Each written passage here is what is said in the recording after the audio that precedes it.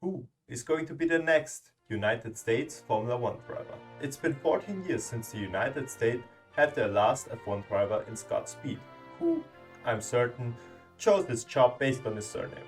Not to confuse with Scott Speedman.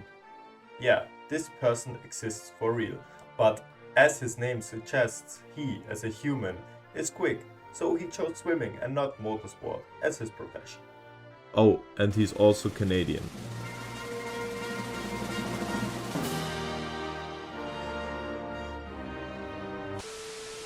And if you don't take into account Alexander Rossi, who was Marussia's third driver and got a chance to stand in for a few races for Robert Neri in 2015. But he wasn't signed as a race driver and didn't complete a full F1 season. Since then, a lot has changed in relation of F1 and the United States of America. Most importantly, a US team in Haas joined the sport back in 2016. Also important is that the US has with Austin a regular venue since 2012. And with Liberty Media, the whole F1 was bought by a US company back in 2017. So why the heck is there not an F1 driver? They haven't got a lack of motorsports driver either, since things like NASCAR and IndyCar are a big deal. So where are they? Currently, the US driver who is closest of getting a shot in F1 is Logan Sargeant, who just gave his F2 debut while I'm writing this. Let's get through his story and figure out if he could actually join F1 in the near future. Logan Sargeant has one problem, which is interest. This may sound weird, but hear me out. Just look at Guan Yu Zhou, a good driver in his third year in F2, who gets beaten up by the rookie Oscar Piastri in the current season. But he still gets the F1 seat for the 2022 campaign. You might wonder why Alfa Romeo chose a clearly not so talented driver over the likes of Oscar Piastri. Money. Here we go. Money talk. Here comes the money.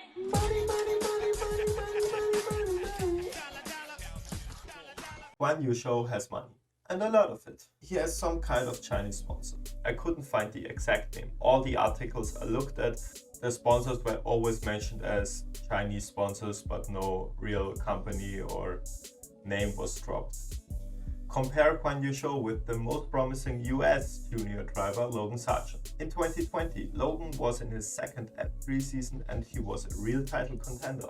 At the end, he finished third, just 4 points behind the eventual champion Oscar Piastri, who, we established already, won F2 as a rookie.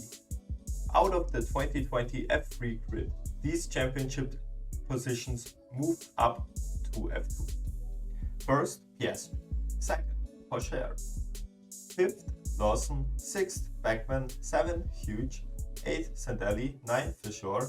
13th, Viscal. And 15th, Fittipaldi. As you can see, it's quite confusing why Logan Sargeant didn't get the opportunity. For a long time, it even looked like for 2021, Sargeant wouldn't even get an F3 seat due to the lack of funding. But in the end, he found a seat at the Charouz Racing Team, which is probably the worst team in F3, finishing last in the 2020 season with only 5 points to the name. In 2021, their fate should change due to one man. You guessed right, Logan Jawline Sargeant. He finished the championship in 7th with 102 points. And besides 2 third and 1 second place finish, he actually won the first sprint race in Russia with that truck of a car. It took this performance after finishing 4 points behind the winner in the previous season to get recognition.